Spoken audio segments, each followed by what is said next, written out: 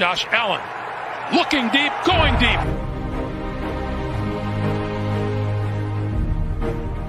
Fridays to me, talking about the Bills. What else would you rather be doing? We're hoping to add a new dimension to the Cover One network. Slings it deep downfield, and it's caught inside the 20. Right now, I just want to talk about this championship level. I've never had a championship caliber team to talk about. I want to focus more on the storylines each week. What are the big stories going on with the Bills? What are thoughts, commentary? How do these things impact Buffalo? Deep drop. Deep throw. And it is hauled in for the touchdown. Allen deep to the end zone and caught for a touchdown. Play action. Allen. Deep downfield. Wide open. Welcome back to another edition of the Going Deep podcast, Friday edition as always. I'm your host today, Kevin Massare, here with Mike Bundt to talk about a couple of cool offseason topics, as well as another signed football coming at you here today. Going to take some live guesses on what is on this signed football here today. But first and foremost, got to introduce Mike. Mike, how you doing today? I'm doing great. I'm ready to talk football. A lot of Bills news going on, and we have a fun topic that I think will get everybody interacting with us tonight. We're going to get started here on this topic because we got a lot to talk about. And I guess before we get into our topic of the day, which is, we'll give a teaser, obviously, 3 players besides Josh Allen that are critical to a Bills Super Bowl victory. We're also going to talk about 3 players of the future who need to go down the right path to be able to continue this run for the Bills, as well as 3 factors of a Super Bowl run as well later in the show. But I wanted to tease a little bit about the Tavon Austin signing, Mike. It is news. It is news here for our show. Happened yesterday, so we might as well talk about it for a sec. They caught a UDFA receiver. That's why the roster spots are very available to be had. And I could expect that to maybe continue a little bit as Brandon Beane and Sean McDermott are always looking for those marginal upgrades for a guy who's been a dynamic punt returner in his career, as well as showed a little bit toward the end of last season with Jacksonville, just as we were thinking his career was winding down in Tavon Austin. There's a path to the roster for him. I don't think it's there's a 0% chance he makes this roster, Mike. Yeah, I mean, he has a chance, which is more than what you would say about most players joining the Bills wide receiving core at this point in the offseason. But will it be to be a wideout? Probably not. His path is if he can find a way to get one of the return man roles as a punt returner, kick returner, something that he really hasn't done as much in recent years. But with the Bills having a glaring weakness in those areas right now, that's his one opportunity, I think, to make this roster. Fair enough. Yeah, I mean, I believe that there's honestly that punt returner job to be had. And quite frankly, he can get on the roster by doing that, as well as showing that he might have some ability on the offense. So there's a chance that they could have certain plays and packages that could make the roster. I think you'll see a lot of him in the preseason. He's a perfect preseason player, and he might do enough against second and third teamers to say, there's a path for me on this roster. I don't believe Tavon Austin signs with a team like the Bills without thinking, at least himself, that there's a path to the roster. I don't think he's like, I'm going to take one final flyer in my life. He would have just gone back to Jacksonville or somewhere else where he might have been guaranteed a 3rd, 4th, 5th receiver job. I do believe that he thinks playing on this team, what the Bills are able to do, that Tavon Austin could bring and utilize his skill set to kind of rebirth his career, Mike. So it's going to be interesting to see. But it's an interesting signing. It's not a UDFA coming through. It's a guy that's got some of the best college film tape ever. It's a guy that, the Bills were involved with trading the pick to have him. So it'll tie into my football because I think those years line up to what my signed football, the same draft year as Tavon Austin. So I'm interested to see what they do at the punt returner spot. It's not going to take, especially with the drops and the issues so far in OTAs that we've heard from Marquez Stevenson, it's not going to take too much for Tavon Austin to make the roster. That's just straight up my opinion. All right. We'll make sure we bring you anything we hear on Tavon as mandatory minicamp rolls on, and we'll see where he's playing, what they're going to do with him. But I do believe there could be a nice, easy path for him to make the roster, especially with an injury. But we want to get into the topic of the day now, and that is 3 players beside Josh Allen that are pivotal, that are absolutely crucial for a Bills Super Bowl path, victory, chance, what championship, however you want to talk about it, Mike. So we're going to start with you, with your first player on who's the most important player outside of Josh Allen for a Bills Super Bowl victory. Yeah, we have to say besides Josh Allen, because obviously without Josh Allen, everything changes with the expectations of this team. My number one player outside of Josh Allen, critical to the Bills winning a Super Bowl this season, is another obvious pick. It's Von Miller. This guy was brought in to be the guy to get the Bills over the hump, the difference maker in the playoffs, the guy to get them those pressures, those sacks when they weren't able to get them against Kansas City last year in the playoffs. Von Miller is the most important player on this team besides Josh Allen. And to me, I don't even care what his regular season stats are. You bring him in for a run in the playoffs, and that's when he normally shines. Fair enough. All right. I like Von Miller. Good pick. Take him off the board. Obviously, one of the biggest differences from roster to roster. The teams, as it is built, is fairly similar. But not my number one player is a guy who also wasn't on the AFC divisional game roster in Trey White. He's a guy that can absolutely change the game and be the difference of someone that could have covered Tyreek Hill before 13 seconds even happened. I just don't believe they had the coverages that they needed, and a guy that is quite frankly one of the best zone corners, one of the best corners in general in the NFL, and Trey White. And I think he's absolutely pivotal. Is he pivotal to be there week one? No. He is, just like you mentioned with Von Miller, he is somebody that they need the second half of the year and into the playoffs to be a lockdown number one corner to take them over the top. With a healthy Trey White and your first choice in Von Miller, that's a huge difference to how that game may have gone last January, Mike. So I think he's a pretty big one for me that, quite frankly, he's the difference. Dane Jackson and Levi Wallace. It's a lot different now to have Trey White in there come crunch time. Yeah, absolutely. Saw a comment, Gabe Davis. We are going to address Gabe Davis later in the show. So he is going to be a player that we're going to talk about tonight for sure. I had Trey White on my list as well. He was a number 3 man, because not having him in the playoffs was a tremendous loss. That changed the entire Kansas City game. In the regular season, the Bills had a pretty comfortable victory against the Chiefs with Trey White in. With him out, they couldn't stop anything. That 13 seconds, completely different scenario if you have Trey White in the game. I think the Bills coaching staff was coaching scared in that moment after Tyreek Hill just blew by them all. You have Tyreek Hill in the game at that, you have Trey White in the game at that opportunity. I think it plays out differently. So yes, Trey White is my number 2, but since you already named him, I'll go to my number 3 overall player. Obviously, we got 2 of them right now. Stefon Diggs. This guy is a machine. He's a playmaker. He's an alpha on this offense. Josh Allen loves him as just a target monster, a guy that you expect to get 100 catches every year with this offense. Those are my top 3 players to winning a Super Bowl this year besides Josh Allen. I expect Stefon Diggs to get his again this year. Just a machine. One of the best trades in Bills history to get him. Even if Vikings fans tell you that Justin Jefferson is every bit as good, he might be. But Stefon Diggs, one of the best moves the Bills have ever done to it. And they had to take the right pick, and they looked like they did, but the chance that they got that right was not going to be high, and they did as well as they could have with that trade. I don't give Minnesota credit on making the right selection, so good for them, but it absolutely is the difference here for the Bills. And he ain't going to be free much longer, Mike. So that debate's going to go out the window when he's making $100 million plus playing with Kirk Cousins. So, we'll see. We'll see what that means. But those are 2 good picks. Obviously, I agreed with you. We had one in common there with Trey White. Number 2 for me, Dawson Knox.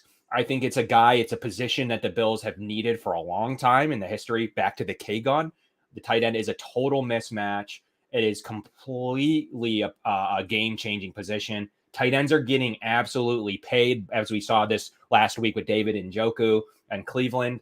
He's going to command a fortune, Mike. 15 million, 12 to 16. Depends how many years you're willing to commit to him. But to sit here and say that someone that's going to command that, and now that he could be at least the second best red zone target, if not the second best target in general on the Bills, it's Dawson Knox. It's a guy we've all had difficulties with his development. He never caught a touchdown in his college career as a converted quarterback, and has finally developed into a complete machine that you see out of maybe the top echelon guys in Travis Kelce. But so number 2 for me is that safety blanket. It's that guy that can do it all, and he's developing as a great blocker in Dawson Knox. He is a huge piece of the puzzle to create. There's no linebackers that can cover him at this stage of Dawson Knox's career. And he runs over people. So to me, he's got the mojo, and he's as important as anyone. And we're going to go to my third, as you've gotten your 3 in. My third and final, it's more of a pick for the entire unit, but it's the offensive line. The Bills lost to the Jaguars because of how bad the offensive line was. Yes, it wasn't Josh's best day. Could have done a little bit more, been a little safer. How? To me, quite frankly, yes, the team didn't show up in general, but that is just a perfect example of how important the offensive line is, Mike. To me, it's Mitch Morse and his extension and what he's going to be able to do for the Bills this season. Healthy. A lot of people thought maybe he'd retire because of all the concussions and everything else we heard. He's still fairly young. So to me, Mitch Morse as an anchor to the entire offensive line, but really Mitch Morse, Dawson Knox is in there, or obviously Dawson Knox is my number 2, but Deion Dawkins in there as well. You know, what can Ryan Bates do now that he's for sure the entrenched guard, as they didn't really put any competition in for him, and Roger Saffold, as well as a Spencer Brown development. But Mitch Morse anchors that, Mike. Yeah, I like your picks. Obviously, Trey White, that's a big one going into the season. Seems like an obvious one. You and I both had it, but you cannot understate his value to this defense. A big question, how will he return coming off an injury? A lot of players aren't the same after ACL injuries.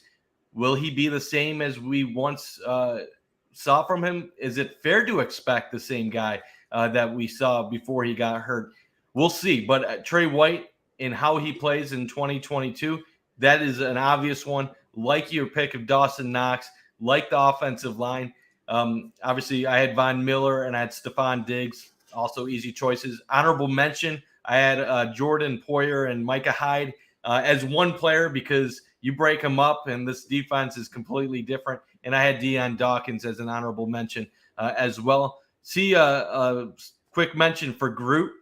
He is someone we will talk about later on this show. We're going to be talking about players sustaining the Bills' success beyond this year, going into the next 2, 3, 4, 5 years. So a good chance that we're going to talk about his name in a little bit.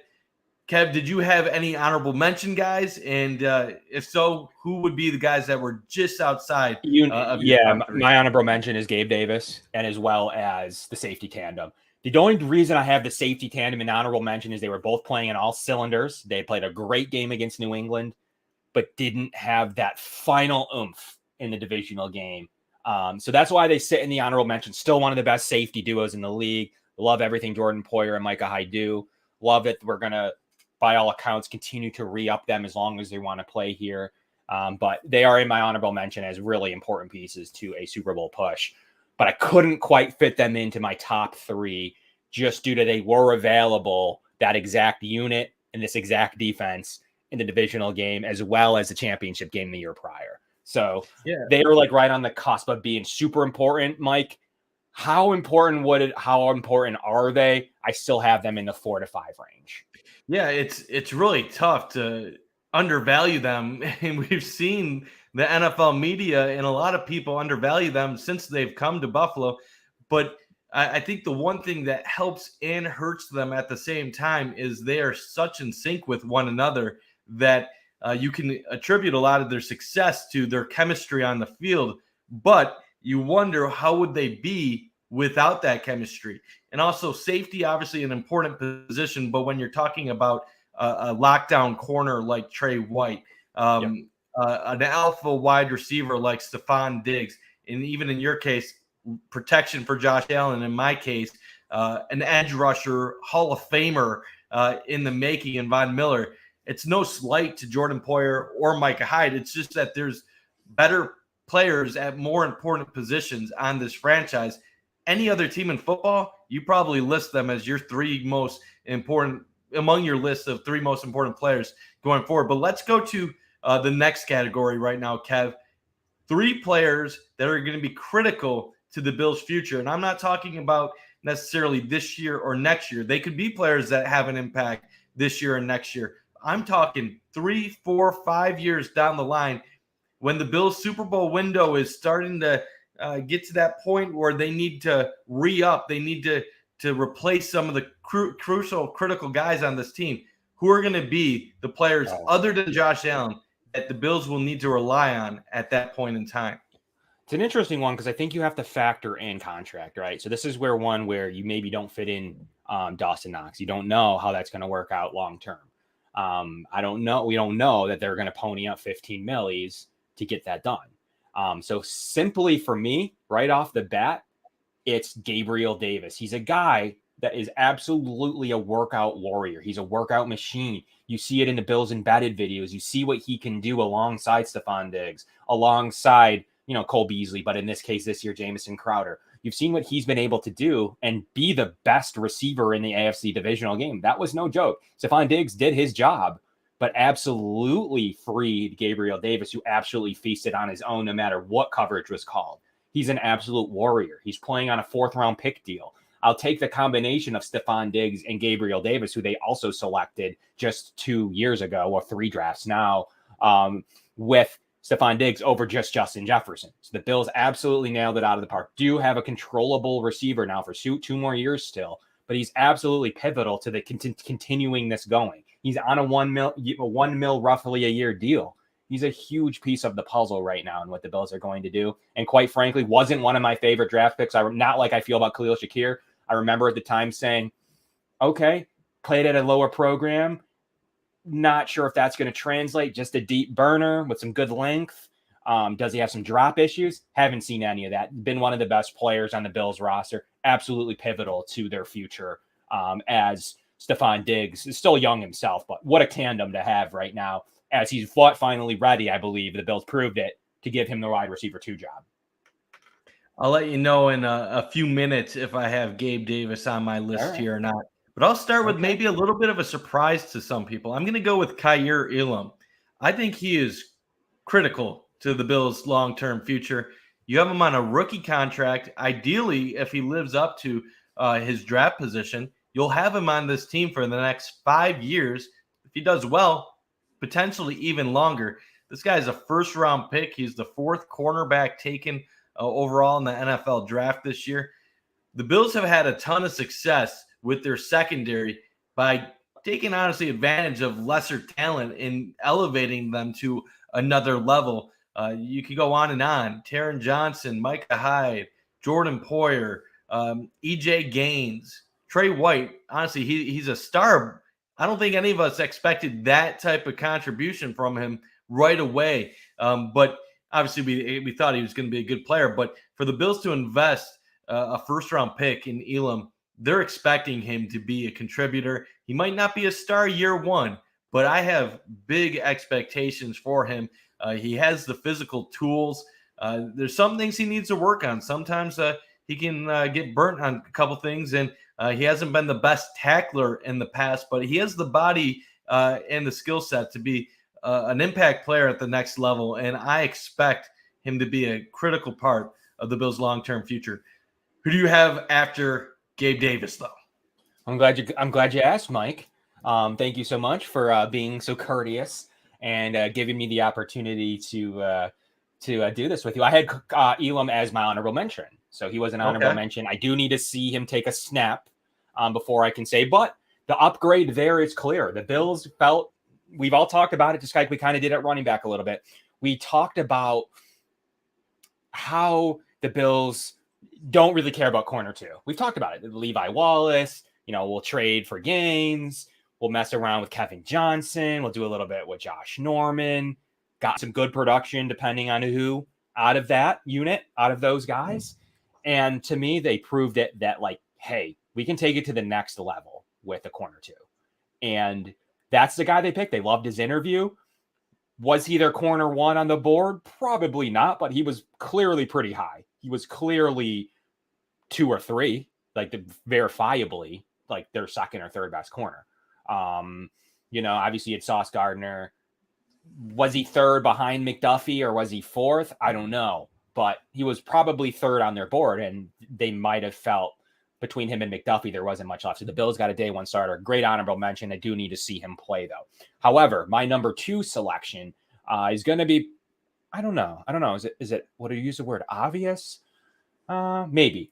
But it has been aforementioned Ed Oliver. So Ed Oliver is a guy that I do believe it's tough because I bounce back and forth on this category here a little bit. But Ed Oliver, because I'm banking on him getting a contract, and what he's able to do to wreak havoc is just second to none, Mike. He is absolutely the ability, the stature, the playing style of an Aaron Donald that still has the ability to get there. And I think that if he develops, the Bills could have an interior presence, as we saw last year, like none other. And I believe as he's approaching this contract now, that you'll see that version of him, Mike, especially going into his 5th-year option here. Great draft choice. Took a little bit to develop. I'm not terribly long, but did take some time. But Mike, he's my number 2. He's a guy that is absolutely a game changer, and the Bills still have him under control for a little while. I like it. I'm going to cheat with my number 2 guy. I made the rules, so I can afford to break the rules. We can't cheat, Mike. I'm going to name 2 players because I don't know if the Bills are going to have both of them, and I just want to know that one of them is going to be a key. I'm going to put Dawson Knox / Ed Oliver because I don't know if it's possible for the Bills to have both of them, but I do believe whichever one does stay, will be an impact player and a huge part of their future. Greg Thompson had a poll the other day. More people think Ed Oliver is worth the value if you're going to spend the big bucks than a Dawson Knox, and that probably makes sense. Tight end probably a little bit easier to replace with a cheaper player. You already have an O.J. Howard on the team. Mm-hmm.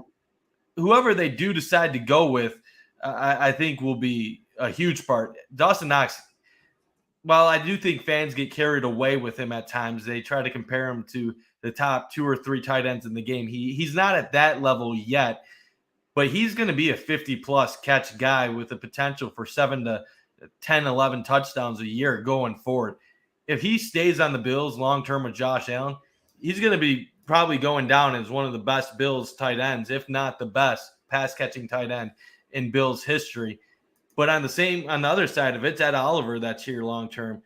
Talk about an impact defensive lineman that you took early in the first round. You were lucky that he fell in your laps. Was probably the easiest Bills pick that they've had in recent memory. One of those no doubters. He falls to the Bills. You're like, okay, let's take him, and he's going to get his money. Obviously, some fans have been hoping for a little bit more splash.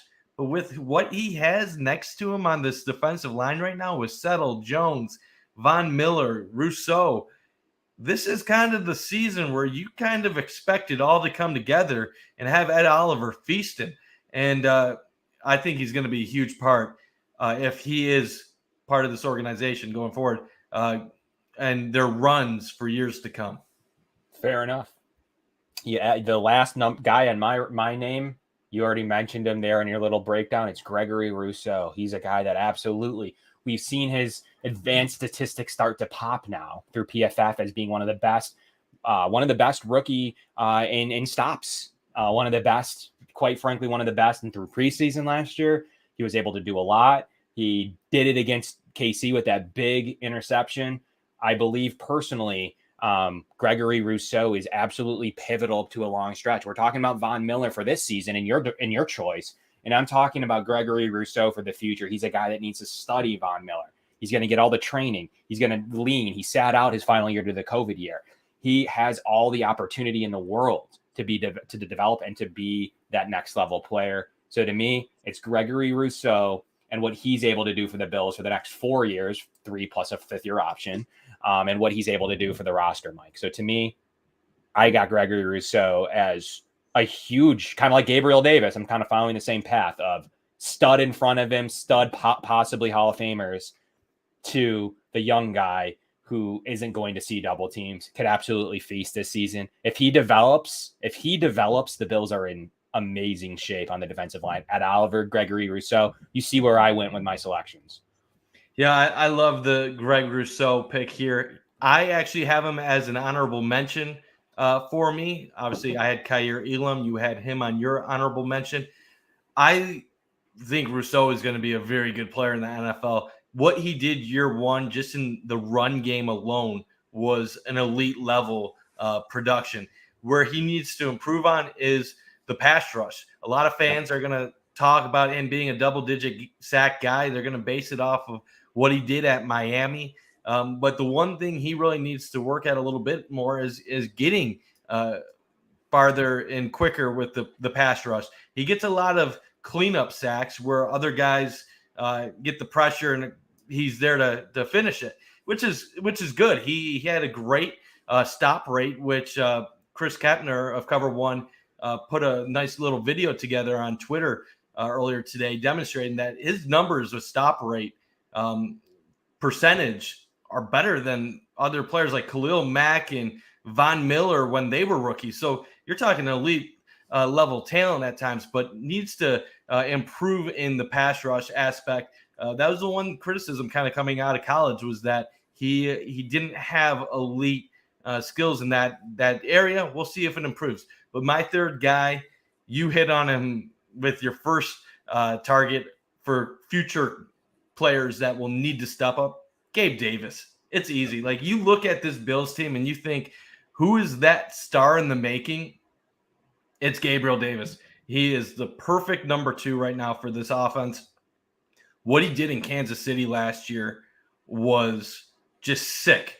4 touchdowns, 200+ yards. I've never seen a better big game receiving performance in my life. It's a shame the Bills lost, because as much as the talk has been about Josh Allen, Gabe Davis is who made Josh Allen shine that night. I think about the 4th and long touchdown catch to give the Bills the lead, the 75-yard catch. This guy's a star. And honestly, if it wasn't for the Bills going out and getting Emmanuel Sanders, if it wasn't for Cole Beasley already being on this Bills offense last year, I think Gabe Davis could have had that last year, because you look at his production, it was almost the same as his rookie year, and he did it with not much playing time the first half of the year. But once he got time on the field, he went off. You add his regular season production plus the playoffs, you're talking double-digit touchdowns. You're talking good yardage, good yards per catch. This guy is going to be a star, and eventually you're going to need someone to take on a bigger role if Stephon Diggs at any point does slow down, which I don't see happening tomorrow or a year or two from now, but eventually. So those are my 3. Gabe Davis, Kaiir Elam, Dawson Knox, honorable mention, Greg Rousseau, and a surprise one, Spencer Brown. We always talk about Deion Dawkins. It's good to have someone on the right side as well. Spencer Brown's going to be important with that. Who made your honorable mention after your top 3? Yeah, so my honorable mention was actually, so I have Kaiir Elam and Spencer Brown on my honorable mention as a guy that could really develop into a long-term right tackle at Deion Dawkins. So following my theme, it's the second best guy at his position group in a lot of my scenarios. And I'm going to continue that trend there at offensive tackle for the honorable mention spot. I mean, Ryan Bates kind of came up to me a little bit. He's getting a little older now. We'll see how long he can stay around, but he was a guy that I thought about as a former UDFA who now has stepped in his own right to be doing what he needs to do.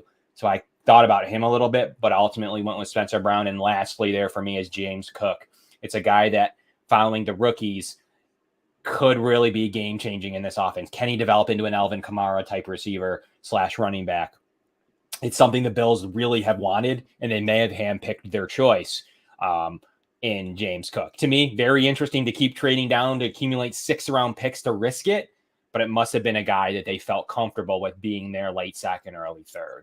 So James Cook is ultimately a guy that, if develops, just like we talked about Elam, if develops and is the player that you think can bring another dynamic piece of the offense and really cause some problems for defenses who certainly don't have the linebackers to cover Dawson Knox and James Cook. Yeah, it's crazy, man. You look at all the possibilities of guys that we could pick for the first category and the second category here. the depth of this roster is astounding, and it's really the reason why the Bills are the Super Bowl favorites right now. Josh Allen is great, but there's other great quarterbacks in the NFL. You look at the depth at almost every position on this team right now, and you see why they're the favorites heading into the season. I could have named 10, 11, 12 different guys for these first two categories. James Cook didn't even come to my head when putting this together. But then when you think about it, James Cook might be just as important as any player going into the future. So I love that pick. And then our next category, before we just start talking about anything NFL related, 3 factors critical to the Bills winning a Super Bowl this year and their future. This is not players on the team, but it could be anything due to the coaching strategy, health, different things like that. Do you want to get this one started, Kev? Sure, I'll kick it off. My number one is what we saw this past week. It's the intangibles of Josh Allen, what he's able to do as an all-star recruiter, as an all-star person, not even needing to recruit, that somebody wants to play for in Von Miller. It's the notoriety. It's the primetime games. It's the ability to have a player like that that's now considered top 7 players in the league, like just straight up, maybe even higher, but like we'll be modest, like top 5 to 10 player in the league to have on your roster as a face of the franchise. It's that intangibles. You need that to continue this thing, to continue to any of the things we've talked about today. Without that, you kind of revert back to like a Matt Ryan or like the Atlanta Falcons, now the Indianapolis Colts kind of thing, where Andrew Luck was able to get some stuff done, but not quite enough, didn't play quite long enough. But to me, something like that, an Atlanta Falcon, an Atlanta or an Indy type of team, and you got to stay in that upper echelon and be consistently Green Bay, be consistently those New England teams, or for a little while here, Tampa Bay. So it's going to be one of those types of paths, Mike. And that's ultimately not even his play. That ultimately you get players like Von Miller. You get players willing to take chances, Tavon Austins, and even Isaiah McKenzie's. Those players willing to take chances. Jamison Crowder probably signed a deal a little bit less than I thought he'd get. So some stuff like that, the ability for that, and maybe even like a Devin Singletary next year. So that is number one for me. It's the intangibles that he can bring to the table off the field. I like that. And mine kind of ties into what you were just saying. My number one thing for a factor that will be critical to the Bills' future is continuity in remaining a stable franchise. And that's from owner down. You need to be able to have faith in your employees and let your management make decisions where they're agreeing with the coaching staff, where they see eye to eye on moves, and that they have one goal, one mission, one vision for this franchise. And that's why I think this has all worked so well over the last 5 years, is that Sean McDermott and Brandon Beane do see eye to eye on so many things. They're able to build a team and go after attack the vision the way they want. Now, a lot of times you have franchises where the general manager and the head coach aren't on the same page. In other franchises, you have owners that aren't patient enough with their coaches at the first sign of failure. And what happens in those situations, you make bad moves, you get rid of quality players, you have struggles with the salary cap. This team is run perfectly. No reason to mess it up. Even if there was ever a down year, like here or there, trust the process. I know it's cliche, but trust that these guys in charge are going to keep the Bills at a high level. And that's my number one thing to the Bills' future. Continuity, remain stable. I like that. A lot of the people are copying the Bills front office. Like a lot of people said, well, Carolina was pretty good for just a little bit. The Bills just plucked, their assistant GM and their defensive coordinator. The Giants just did the same thing. They plucked the Bills' assistant GM and offensive coordinator. Did the same thing. So for me to sit here and say it's never going to work in New York, they're just copying the Bills. I don't know. They did what the Bills did with Carolina. just copying that mentality. They have obvious proof of working together. That's huge. I think it could work in New York. I actually love Brian Daboll and Shane over there. Yeah. I think the Giants are going to be a better franchise in a couple years, maybe not right away. So fair. Yeah, I don't know why that's a criticism. You see what successful teams do, try to emulate it. Now, because of New England's lack of success. See, that's the problem. People see New England and they're like, well, like you can't emulate New England. That's Bill Belichick's running everything, and he has his little pawns that just do his work. Like Buffalo and the Carolina model that Buffalo inherited is a totally different model. It's focused on developing. It's being eye to eye. It's an equal distribution of power. That I do think is a successful model to try to emulate. Sure.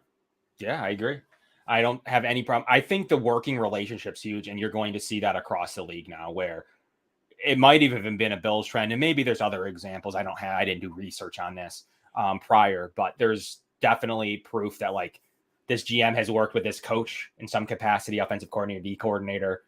They have a good working relationship. You're not going to get into tiffs. And that's not going to guarantee you don't get into tiffs when you're both in a higher role, but it should really, mitigate the risk of that. And I think that that's a huge working relationship thing to show that you've worked with your colleague. They weren't, they probably didn't even know each other prior to the role in Buffalo. So it's not like they're best friends. And you don't want to go into business with your best friend or your family. But in these cases, it's you worked great with someone at your ex-employer. Why wouldn't you want that person to higher roles in your next employment opportunity? The same thing goes in football, that you have a good working relationship. You're probably close now, but to have the foundation of business and your job first is huge to me. I think the Bills proved that model absolutely works in order to sustain success in the NFL. And mine is number 2 that I've jotted down here is similar to that. It's continue to draft well.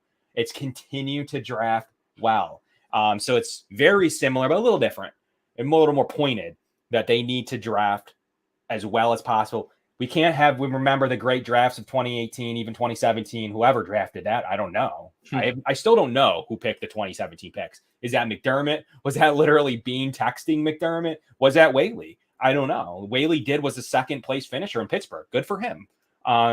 In that job position. Even if it was Whaley, he'll never get credit. So no. He was a better talent evaluator than what Bills Mafia remembers him. What Whaley's problem was, he gave out ridiculous contracts, but people forget, like the Bills were trending decently, and then Marone left and things got just destroyed. And they hired a goofball coach that was always going to be 500. And I mean, like it could have turned out very different.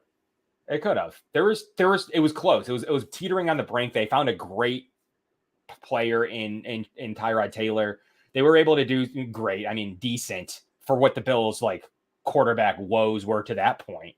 But I mean, it comes down to Manuel not being, a Josh Allen style of player. And for whatever reason, it just didn't work out at that position. I mean, that's all it was. They just didn't hit that role on a pretty bad draft class quarterbacks like they had this year. That was kind of similar. I'm sorry for interrupting. No, it's all right. I truly believe if Jim Schwartz stayed around as defensive coordinator and that they didn't mess with that defense, and they could have attacked the quarterback position differently following the 2014 season when Kyle Orton decided to step away. That team was set up to be good for 2015, 16, 17. I think they had a 3-year period where they could have been a good team. I don't think they ever would have surpassed New England, but that defense was elite. They made Aaron Rodgers, Peyton Manning, and other elite quarterbacks look average. So we tend to, when we look at the drought years, think it was always like the Dick Duran, Greg Williams, Chan Gailey years, but we forget under Marone, they were close. They never finished it out. They never got to that 3rd year. We dog Rex Ryan, but same thing. They were close-ish under some of those teams. Same kind of era. It's the same era. The Marone, Rex Ryan era was very similar. Same type of style players. Jim Schwartz had a number 1 overall defense year. So those teams were a lot better than years past. So the Bills started to get, and hence into this now, because Whaley left his mark, at least with his scouts. At the very least, they utilize and McDermott would have had to utilize his scouts and his scouting reports to make these selections in 2017 on free agency as well. Who coordinated a lot of that? I don't know, Poyer, etc. So there was a really Trey White, obviously, and they weren't in any position to take Patrick Mahomes then, but to come away with Trey White and Josh Allen, that's still quite the haul, honestly. Just like the Vikings did with the Bills pick of Diggs. The Bills absolutely made it a total right call with Josh Allen and Trey White or Patrick Mahomes. So, I mean, it's funny that the Bills then made good on their draft choices. I'm just thankful Josh Allen worked out. Hard to do as I just dogged the Vikings. Do you remember before Josh Allen panned out, like we were about to live with the Patrick Mahomes stuff for a long time. Thank like, God that's I was gone. not prepared for like 15 years of that. So thank you, Josh Allen, for turning out to be just as good as Patrick Mahomes. Brandon Beane had to have the gall to make that selection. To me, Josh Allen was his. I think the Bills take Josh. I don't know this. Number 1 overall. I believe if the Bills are on the clock, number 1 instead of Cleveland, they take Josh Allen number 1. I don't know that for sure, but I do believe he was their number 1 quarterback. They had multiple picks going out to Denver for Josh. I don't know if they would have had Baker or Sam higher, but I believe that their number 1 overall player, and rightfully so, and he's going to be leaps and bounds better than the top 4, including Rosen. The only consideration now is Lamar Jackson. He's got to stay healthy, though. So Mike, it's all on the same path, though. It's continue to draft good. Yeah. We need to hit these. We need to continue to talk about Taron Johnson. We need to continue to talk about Josh Allen. We need to continue to talk about Matt Milano. And we need to continue to talk about Ed Olivers and Dawson Knox. The Bills have had more hits than the only round, and we talked about this in a pre-draft show, that they overthink is in the second round, but whatever. Like, they seem to hit everywhere else. They've done pretty good to great in the first round. They've done pretty good to great on day 3, 4th through 7th. Good on round 3. They've done pretty good in the third round. That gives hope to Terrell Bernard. But the second round, they struggled with a little bit, but that's all right. Like, I think they're kind of weighing out if they're trying to take a faller, if they're trying to take a reach. And this year, they went the other way. They took, maybe a reach in the running back in the second round. But they're sick of maybe taking one of those fallers that had a few reasons why they were available in the late 50s. So it's going to be interesting to see if they attack second a little bit differently than trading up for Cody Ford and trading up for Zay Jones. So we're going to see exactly then not having one when they trade both of their seconds in the Josh Allen year. And then obviously Boogie Basham last year. So we're going to see how that all plays out in AJ Epinesa too. So we're going to see how that all plays out with those two defensive ends that we haven't talked about at any point of our segment of what can we do to develop Boogie Basham. We're supposed to be in great shape. We heard that about AJ Epinesa last year. But I do think that one of the two of them developing alongside Rousseau and the other can be cut. I don't care. But as long as they get one of those 2 second-round picks developing, that's a big win for a round that, they struggled in a little bit, Mike. Let's be honest. But absolutely, to me, it's the continued success of the draft. They need to continue to draft well over everything. I had number 1, the intangibles of Josh Allen, but a 1B to me is they need to draft. They cannot go 3 rounds. Look at New England's now taking like unranked running backs and doing goofy things in the draft and oversmarting people. We can't get into the path of doing that. Bill Belichick has multiple Super Bowls now, and who cares? I mean, he's done his job, but the Bills can't get goofy in the draft. And right now they haven't proven to do that. They took a corner 2, a running back 2, a linebacker to fill in for Edmonds if needed. So right now, Mike, they're in great shape, but they need to continue to draft as well. And yeah, to the Boogie Basham point, like we heard that with Epinesa trying to, do some stuff with his playing weight. I need to see this in person because now that they've got rid of the older defensive ends and Jerry Hughes, who was just an absolute advanced statistics machine, but just didn't get to the quarterback anymore. I love the advanced statistics. I am a statistical guy like baseball, but at some point those advanced statistics need to show up in affecting the quarterback and getting the quarterback to the ground to create a 2nd and 20. So we'll see what the young pass rushers can do now with nobody in front of them, Greg Rousseau, Boogie Basham, AJ Epinesa, and just Shaq Lawson there to kind of play that FA Obata role. So it's going to be interesting here, but that's my number 2, Mike. And I think it needs to be hammered home. They need to continue to draft well. And if they're ever in a position where they don't like the draft, they need to do what they need to do. What LA did was go ahead and trade for good players like Von Miller and others. Yeah. So your number 2 kind of leads into something I was going to say. It's not my number 2, but when you get to this point where you have such a talented roster, what the Bills are doing right now is they're drafting, for the most part, complementary pieces outside of Kaiir Elam in the first round. They're picking guys that have a chance to have a role in their offense, but they're not going to be a star, or they're not going to be a great impact player right away. Maybe James Cook surprises some and makes a huge impact right away, but I expect it to still be Devin Singletary's job at the start of the year.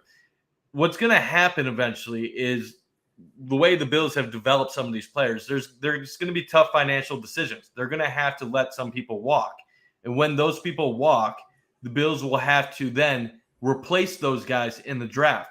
But it's different when you're drafting top 10, top 15, top 20 than when you're drafting in the late part of the first round every year. So it's going to be that much more critical, to your point, to try to hit in these tough situations and develop. Because if you're drafting late first round and you're trying to get late second round guys to be impact players, you're going to have to develop these guys. They might not be day 1 starters, but you need to make sure that you're getting these guys on the field some way in producing a good NFL talent. That's normally what starts the decline. You give the quarterback the big money, then you have his role players around him that start to outprice themselves, and then you don't replace them with quality players through the draft. That's how great teams start to fall. So you hit on the nail. The Bills have to draft well to keep it up, but they're also going to have to find a way to continue developing because they've hit on a lot of players in recent years. My number 2 point to the Bills' long-term future is eventually in time, I'm not saying this year, Josh is going to have to stop running the ball as much as he is. I love Josh, the runner. I've always loved running quarterbacks, and Josh is kind of my perfect quarterback, a mixture of a person that has the speed to get outside and go for 20 yards, power, arm strength, even the accuracy when he gets to set his feet. Like, Josh Allen is a prototype quarterback. And I'm not afraid of him turning into a Cam Newton who is just destroyed, because I do have enough faith in Josh Allen just throwing the ball alone to be a good quarterback, even when he does eventually lose his legs. But at some point in time, they're going to have to be more cautious. You don't want him to get too many hits, because you don't want, ideally with a guy like Josh Allen, you're hoping he plays till he's 40. You don't want him to be someone that's 32, 33, 34 that looks done. Like Jim Kelly, for as great as he was, he didn't play into his upper 30s. He was done by his mid 30s. If the Bills do this right, we'll have Josh Allen till, I don't know, what's 15 years from now, 2037? It'd be pretty nice to have a nice 10 to 15 years of success on top of what we've already had the last 5 years. Let's push it to 2040, baby. Let's push it to 2040. But yeah, but ultimately, like, it is a good balance, though. Like, at some point, like, he gets going with his legs. Like, it is such a it's incredibly interesting, because he is one of the best running quarterbacks and might take over for a lot of those stats this year. Like, he's one of the best running quarterbacks in NFL history, like Fran Tarkenton. Like, I'm not saying eliminate it, because his running ability is a huge part of his game, and I think it will be critical. It opens up the field. I'm saying he's just turned 26, so maybe you let him do that for another couple years. But when he's 30, 31, which one of the things that we're talking about is sustaining the success, not for the next year, 2 or 3, but sustaining the success for the next 5+ years, you need a healthy quarterback. Ben Roethlisberger during the middle part of his career was elite, but you saw the last 4 or 5 years, Ben Roethlisberger was not the same quarterback. You didn't want a 38-year-old Ben. You didn't want a 37-year-old Ben. Maybe it's inevitable with the type of build and the type of quarterback that Josh is that there will be inevitably a decline. But I'm hoping the Bills can juice as much out of Josh as what they possibly can. And I think at some point in time, like I said, not now, but maybe 3, 4, 5 years from now, you're going to see them start toning it back a little bit. And I do think that's a big reason why they want a pass-catching running back, why they want guys like Singletary and more running backs, just have more options. So it doesn't need to be a QB power to the outside every time it's 3rd and 1 or 3rd and goal or 4th and goal. He takes a lot of hits. That's something that is a concern at times. Fair. I mean, that part of it's fair. So I think the third and final selection for me here on intangibles, maybe you want to call it, of what the Bills need to do for continued success. And I see some Jets talk in there. I don't know if that's from Tyson from our Let's Talk Jets crossover show that we like to have. But I was a Breece Hall fan. I'm just not going to lie. So congratulations. We both wanted him. So I mean, especially after Kyrie Elam went off the board to the Bills, at that point, to me, there was no other want for me than Breece Hall at some point. I thought it was worth trading picks to get him, but that's okay. They went with Cook, and we'll see how that all works out between the two of them for many years to come. So kind of putting that all aside now, number 2 is easily they need to continue to sustain success and draft well. Because that is huge to the intangibles of Josh Allen, which was my number 1. My number 3 selection here is I need to see this continued ability to keep your players healthy. The training facility is one of the best in the NFL. It models Alabama, whatever facility you want to say. And it's one of the best. It's going to, I believe, part of the reason why the Bills wanted to build their stadium in Orchard Park was to continue to have that field house, that rehab center. And quite frankly, it works. The Bills are always one of the least injured teams in the league. You know, you read all this stuff about, the Bengals don't have anybody playing, or, the Jets are hurt every single year. The Jets straight up are hurt every single year. Like things like that have, like, CJ Mosley plays and he doesn't play. Going through Zach Wilson gets hurt, what happened with Mike White. Like there's just always injuries. And the Bills do a really good job of, beside a fluke in New Orleans with Trey White tearing his ACL late in the season, really was later in the season, Thanksgiving. Beside a game here or there, the Bills are fairly healthy, Mike. And that is availability. It's just the best ability. Like you need to be available to play. I could be the best running back in the league, Christian McCaffrey. If I don't play, who cares how good I am? Like at some point that matters. At some point, the facilities need to do what they need to do, and they need to continue to focus on their mind and bodies and continue to be that. And the culture, we joked about it, and this is kind of the final point here of the injury thing, kind of plays in with the culture and the want to succeed. Kind of a little bit about that intangible things with Josh Allen. We laughed about it, and especially early on, 17, 18, whatever. They made the playoffs once, big deal. Like they lost one and done to the Jaguars. But the culture's huge. People wanting to play here, not put Josh Allen aside. People wanting to play here. People know that they're going to stay healthy and take care of it. No off the field incidents. Like obviously we had the Andre Smith PEDs. He's saying he had no idea you would never put anything in his body like that. I tend to believe him. There's weird rules around all of that stuff. And knowing what the Bills do with their training facilities and the best facilities in the league, I tend to believe that maybe he took a substance he didn't realize. Which you got to know what you're doing. But at the same time, completely unfortunate. I'm going to trust the player on that one. That had nothing like Andre Smith. Shout out to you, Paul. That seems to stink if that's what happened there. But Mike, it's that off the field issues are to none to a minimum. Knock on wood. It's the abilities of staying healthy, and it's that culture that we all laughed about. Like culture is really annoying. Like playoff caliber, really annoying. Like seems to maybe matter. So many regrettable things by people in the Buffalo media about culture. When the Bills and bloggers when bloggers were in the early stages of the run, and you don't hear them talking about it anymore.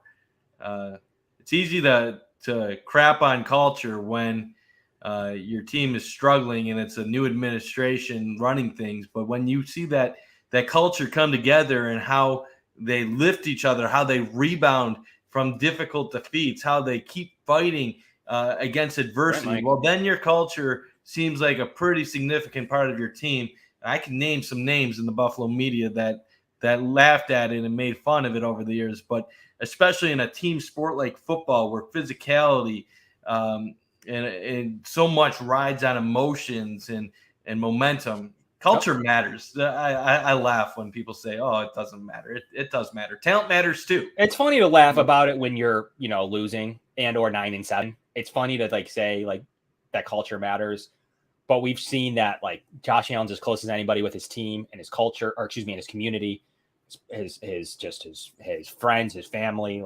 It just matters. He was the right fit for this organization, regardless of if you have Baker Mayfield, Lamar Jackson, this, that, or the other. He was the right fit for this team. It's on and off this the field. regime. Exactly. It goes beyond just the team.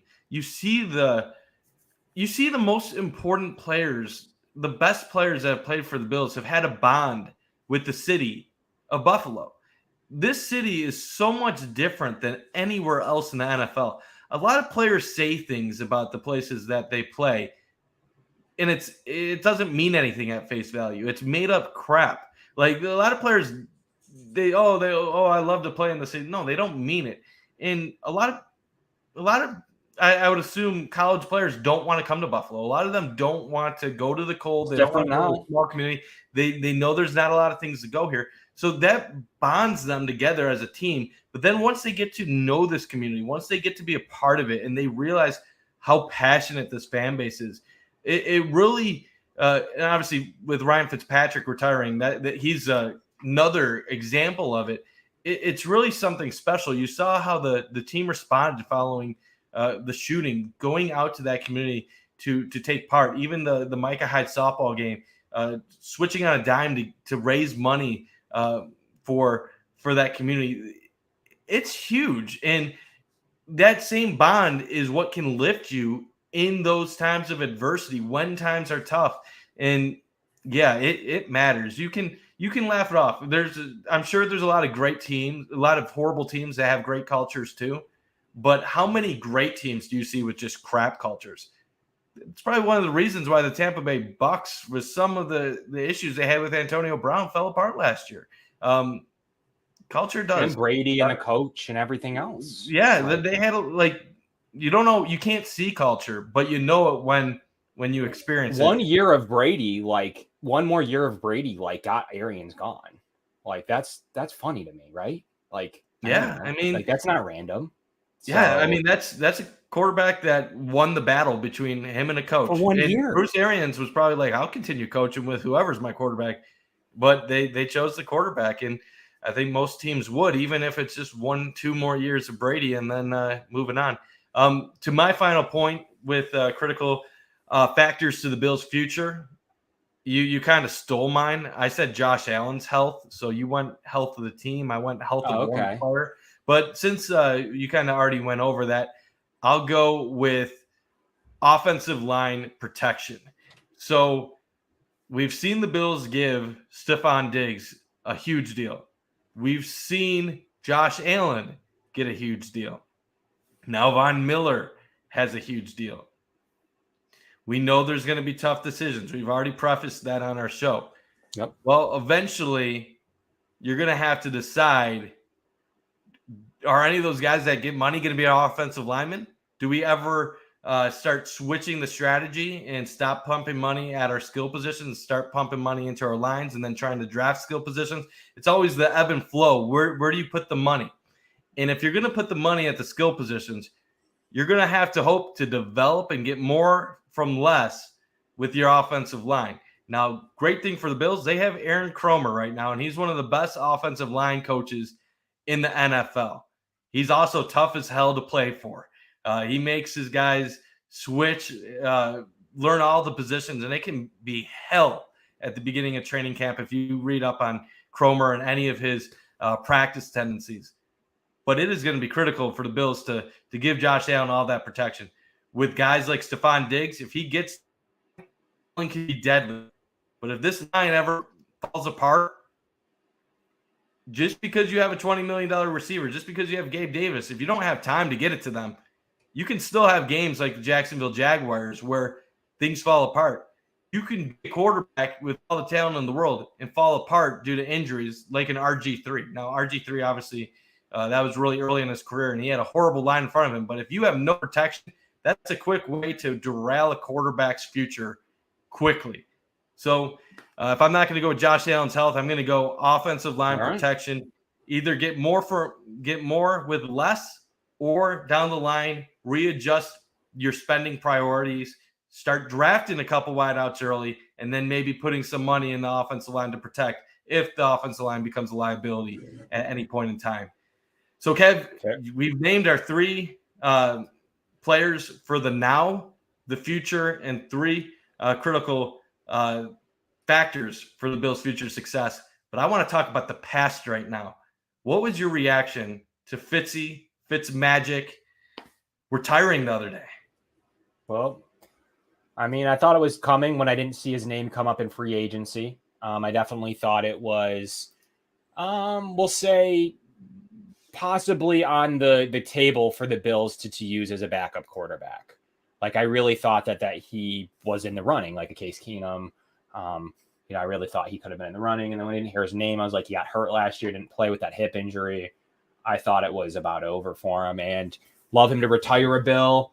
But great news coming out that he's going to be another Buffalo ambassador within one of the great lineups that Amazon's putting together. What's Amazon going to do with these games now, Mike? What does their slate look like with Al Michaels? And what's Ryan Fitzpatrick going to do for Amazon? And what they also signed? Who else did they signed? Herb Street. Yep. He'll be the color commentator. Do they have Thursday Night Football exclusive? What's the official Amazon lineup? Amazon's the Thursday night exclusive. Obviously not the first one of the year, but you're gonna have Al Michaels, Kirk Herbstreit, and then was it Kim Adams from the future, the past host of Good Morning Football is going to be with Amazon, and now it looks like Fitzy in the K Adams. Oh, damn. I don't know why I said Kim. Okay. Yeah. Sorry about that. Okay. Yeah. Well, because Kim, she also worked for the NFL Network, covered the Bills. She was the Yankees person on Yes back in the day, right? Yeah, she was. So interesting. Okay. So they're going to have Thursday Night Football exclusively then. So Al Michaels is not going to do anything with anybody else except Thursday Night Football? Yeah, so Al Michaels will do one playoff game with NBC. That's because NBC has two playoff games in the same weekend. So he'll do one basically a freelance game with NBC, but he's exclusive Amazon during the regular season. Interesting. That's an interesting. Yeah, Kirk Herbstreit still doing ESPN. So Kirk Herbstreit will go from Thursday Night Football with Amazon to College Game Day to the game of the week on ABC. Looking forward to that lineup. Good for Amazon, and I'm actually really excited. Apple TV is going to get Sunday Ticket, so everyone's going to have the ability to stream Sunday Ticket in all the games next year, not this year, next year. So that's a good purchase for them. A lot of streaming services out there, like if the New York Yankees now on Apple TV and Amazon exclusively on Fridays. So, and you know what about Amazon too? Their feed's great. A lot of people complaining about it. They've looked at the numbers, how many people actually have Amazon Prime already. It's in like the tens of millions. It might already be 100 million plus. As many as cable packages almost. Like almost everyone has Amazon Prime. So I know there's people that don't. So I know it's stupid to generalize right there, but they were saying like this isn't about like this year. The NFL has basically said we figure in the next 2 to 3 years this is going to be so widespread that people won't be complaining about games on Amazon right now. It's just what they're going to do going forward. Pretty soon it's going to be so accepted that you're just going to be used to it. But yeah, I love all these comments about Fitzy. We love you, Fitzy. Fitz is one of us. Fitz was definitely a Buffalo guy. I got to say, next to Fred Jackson, Brian Moorman, Fitz is probably one of the top players of the drought as far as loved by fans. He might be the top guy, to be honest with you. Fred Jackson might be number 2 behind Fitzy. But do you have any Fitz memories that stand out to you? Any favorite moment with Ryan Fitzpatrick. I have two that really stand out to me. Beside the picture of in the cold in New England just recently, beside that memory, which is very well, that'd recent. be a good one.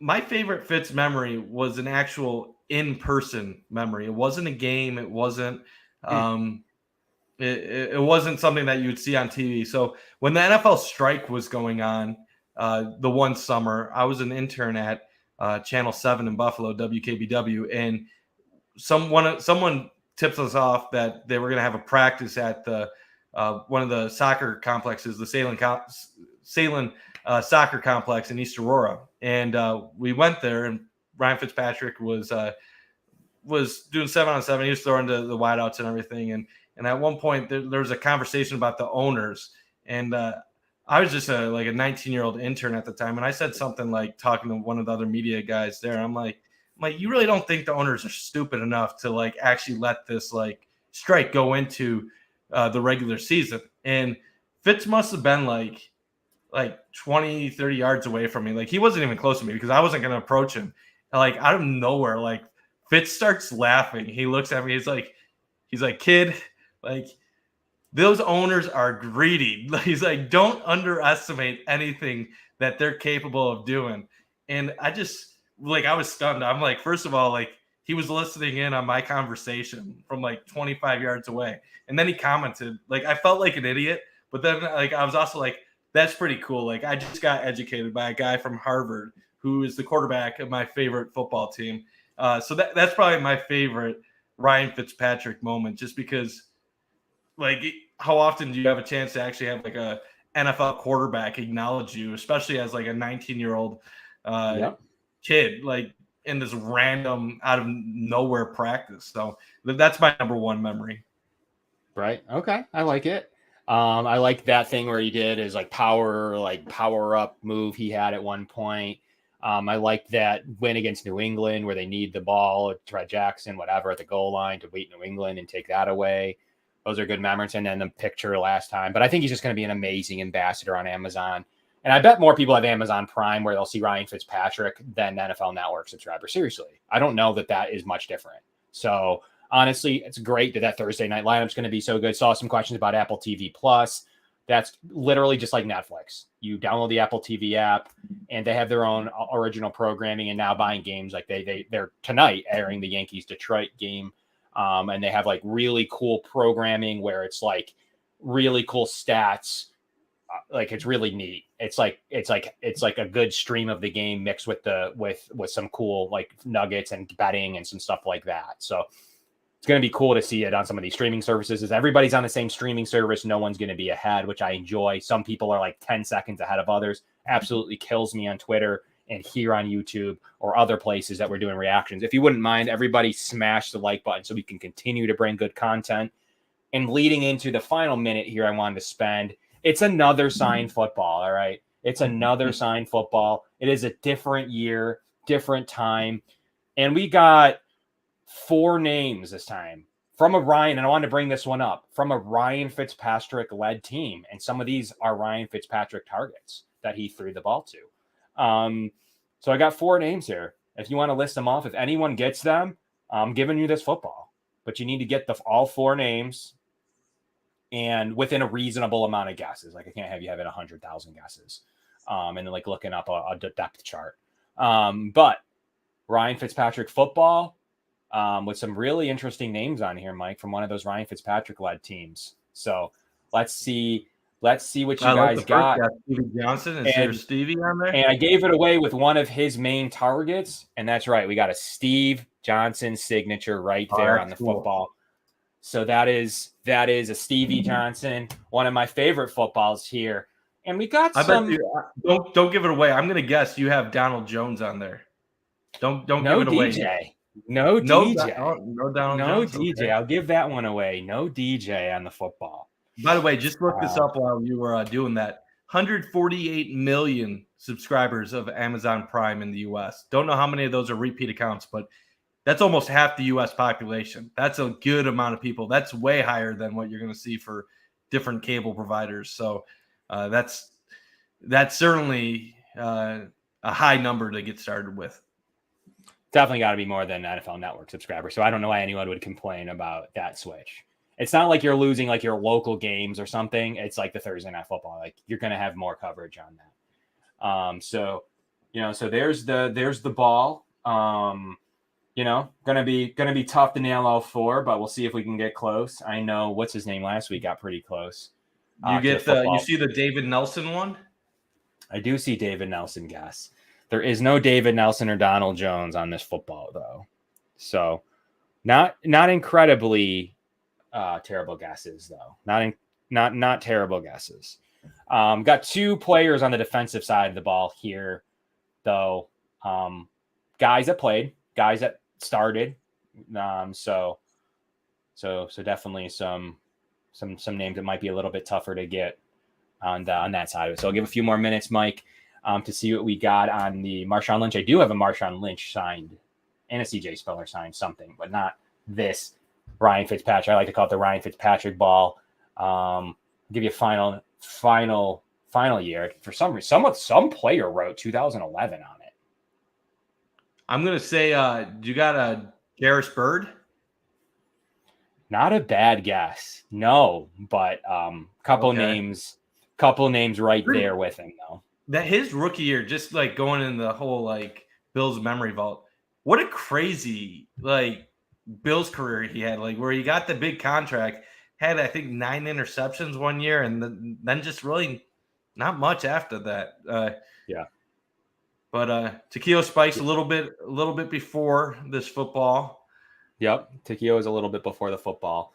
Doesn't look like we're gonna nail it, Mike. So I'm going to rail. I don't even see a number 2, but you were close with Jairus Bird. His other 2 running mates are on this football: Brian Scott and Denoris Searcy, both on the football. So his two never would have gotten it. His 2 running mates there, Denoris Searcy and Brian Scott, with Stevie Johnson there, are on the football there. So Denoris Searcy went on to have an okay career. Brian Scott did his thing here occasionally. I got one final name on the football, Mike. Number 40 of 2011. Damn, I'm blanking. You don't have number 40? Never number 40 of 2011? What position? I'm not even thinking right now. My gave brain. You number 40. Number 40 could be. I know number 40 right now, but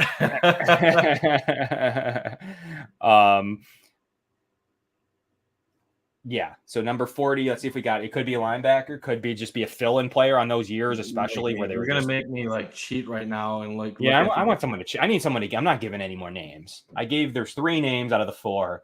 Someone could get that. Like, you guys. I'm cheating, but I won't give it away. Okay. Number 40 in 2011. Okay, my eyes are probably going all over the place because I'm looking at Wikipedia right now. Let's see if they did. I don't know. Did he make a roster? I don't know. It's possible he didn't. I don't even know.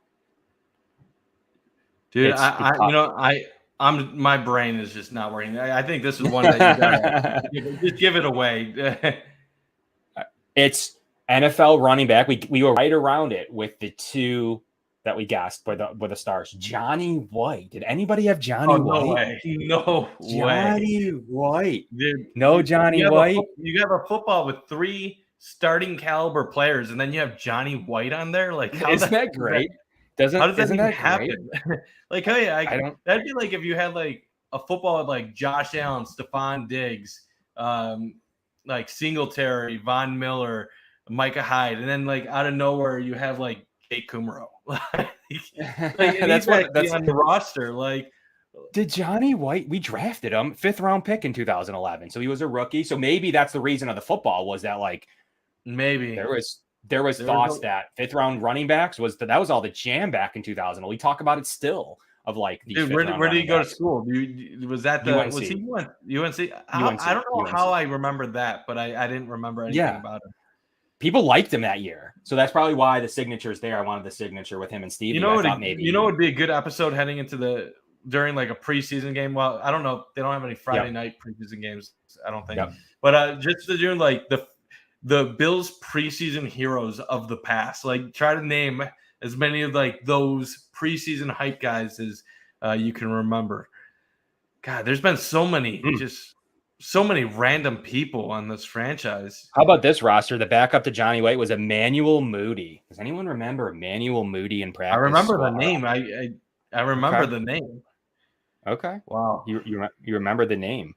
But yeah, Emmanuel Moody was another name. And George Wilson was a guy I actually probably wanted to be on this with Bird, but I only ended up getting Searcy and Brian Scott, the other two, because Brian Scott had that kind of hybrid role in this defense back then. Well, here we know why we were probably struggling.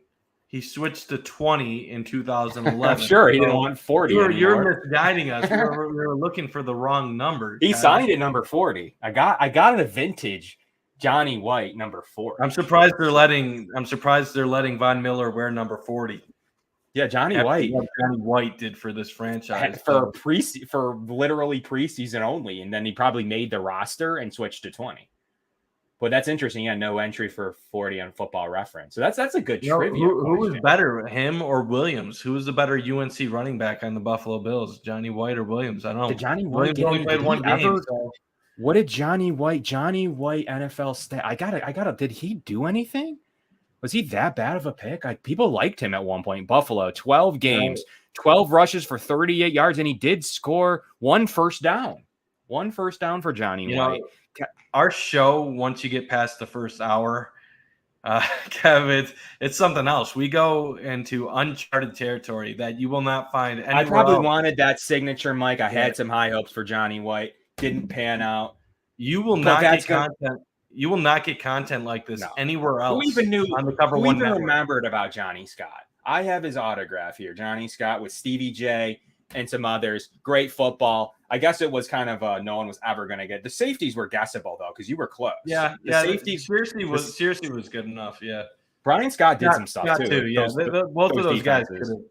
Yeah, we could have eventually figured that. They were starters on those defenses. They did that 3 safety thing for a while. They were starters, and then one played nickel at times. I know Brian Scott played linebacker occasionally. Those were the three. The Fitzy years actually were somewhat fun at moments. Like they were bad. Sean Merriman's on that roster. Don't remind me. How about this D line? Marcel Darius, Kyle Williams, Dwan Edwards, Spencer Johnson, Alex Carrington, Chris Kelsey, Danny Batten, Andre Davis at linebacker, Arthur Moats, Sean Merriman, Aaron Mabin was on the roster, Kelvin Shepard, Terrence McGee, Brian Scott. What year is this? 2011. I probably would have told you entering that year that if we had like decent quarterback play, like maybe we could squeak out like an 8-8 type season. It's not. The offense is horrible. That defense isn't terrible. This offense is horrible. Yeah. Demetrius Bell, Andy Levitri, and Eric Wood were good. Mansfield Rado was listed as the starter at points. Colin Brown, Jeff Hangartner, Chad Reinhart, Ed Wang. Yikes. What was fun about the Bills' offense then was they were throwing it around. They threw it around. Like Fitz had like 3 years of like 20+ touchdowns with the Bills. That was when Fitz probably established himself as I can be an NFL journeyman long term. Before that, obviously, he had a few years in St. Louis. He was in Cincinnati, but it wasn't really till he came to Buffalo where people started thinking, okay, this guy could be a backup for a long time. And he tricked the Bills into giving him a big contract. But I remember there's what was it? Nick Mandola. There were some weapons though on this team, Mike. Yeah. You had Lee Evans, Stevie Johnson, David Nelson, Naaman Roosevelt, Donald Jones, Roscoe Parrish. You had CJ Spiller, Fred Jackson, Johnny White, and Corey McIntyre.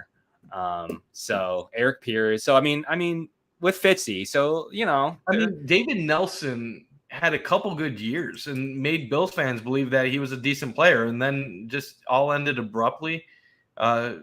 You look at all said and done, that Chan Gailey team went 6-10. So yeah, the one year they started 3-0, and I think there was another year where they might have started 5-2 or something like that with Fitzy. So maybe that was the same year, but there were some reasons to be optimistic. But when it went bad, it just fell apart. And there's some close calls against good teams too. I think we all remember the Pittsburgh Stevie Johnson drop. Oh yeah, the overtime loss against Baltimore where Fitzy just obliterated that defense. Well, this team was 5-2, 3-0, 3-0, 5-2. Yeah, that was a fun start. They lost out literally. Was that the Kansas City blowout to start the year? Kansas City blowout with the Stevie Johnson game, the Oakland Raiders, the Patriots dub of the game I talked about. So this football is relevant to our segment, Mike, because Ryan Fitzpatrick, memory, him winning against New England with the knee, the Stevie Johnson ball. This was for the year. So Stevie Johnson, just to say something quick about it, I know we gotta get going soon. That Pittsburgh game, that was traumatizing for me. Like that was the only time in my life I've celebrated a win, only to be told by an opposing fan that it wasn't over. I was at the stadium. I jumped up, just assumed he was going to catch it. He was wide open. Looked around, started cheering. And I had a Steelers fan tap me on the shoulder to tell me that he dropped the ball. And the game didn't mean anything to the Bills, but yeah, that's still a traumatizing. They started 0-8 that year. That game was the reason that they were not in the Von Miller running. Von Miller said himself that he thought he was going to go to Buffalo, but Denver nabbed him. Wish the Bills would have had a little bit higher. But going deeper than going deep, that was that end of that year going 4-4 in the final 8. That cost them Cam Newton. That's what they really wanted. 0-8. They needed to beat Detroit the next week to make sure they didn't go without a win. They did not need to beat Cincinnati. They beat Cleveland and Miami, so they didn't have like good wins or anything. But they definitely and then they lost 3 times in overtime that season. That's crazy. But anyways, Mike, no, I did not do any live rips. Wanted to do the 2011 football today. We're going to do next time at the end of the show, we're going to do a live prestige rip here on the show. And instead, we'll probably see if we can guess some cards. If you guess the card, I'll send you the card. I just want to give some stuff away, and we haven't. This was kind of cheating. I didn't even realize Johnny White didn't have the same number. I was even going to let people Google it because I didn't care. But Stevie Johnson, Denor Searcy, Brian Scott, and Johnny White. That's this 2011 football. That's I even forget the year now of that football. I got to look again. And we got another football, and I got a Lee Evans football in there too, which is fun. So has its perks having training camp at St. John Fisher. They're going to be back there this year. We're going to bring you some live coverage. Probably going to be there, Mike. We're going to do a show there. We're going to do one show. Yeah, we've been talking about Cover One doing something with it this year. So hopefully we'll get to meet up and do something together when it's going on. Yeah, we're gonna do something right here in Rochester from training camp. If you're out there, we look forward to it. Maybe I'll give away some of these balls in person. I don't know. Some cards. Get a garbage plate. Garbage plate. We'll do some fun stuff there in some points throughout August. So stay tuned to that as we bring some more great coverage in June here, as well as we got some cool topics coming up in training camp soon. OTAs, maybe some more stuff to talk about, maybe some more signings we can get into. But really appreciate everybody spending 90 minutes with us here on a Friday. And we're making Fridays a football Fridays going forward, especially for our preview shows. We're going to have great guests, Tyson Rauch. We're going to have Mark Schofield from the USA Today, Pat's Pulpit. We're going to have a lot of great guests across the schedule. We're going to be bringing you some good content. And the Jets, I need you guys ready for the Jets fans that will come from Tyson's pretty solid YouTube following come this season. So from Kevin and Mike and the Going Deep podcast and random 2011 Bills trivia, the Going Deep podcast presented by Cover One. We'll catch you guys next Friday right here. And the time, 8 p.m. Smash the like button for us, everybody. Really, really appreciate it. Josh Allen looking deep, going deep.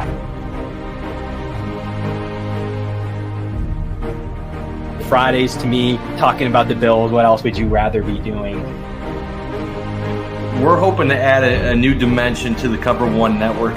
Slings it deep downfield, and it's caught inside the 20. Right now, I just want to talk about this championship level. I've never had a championship caliber team to talk about.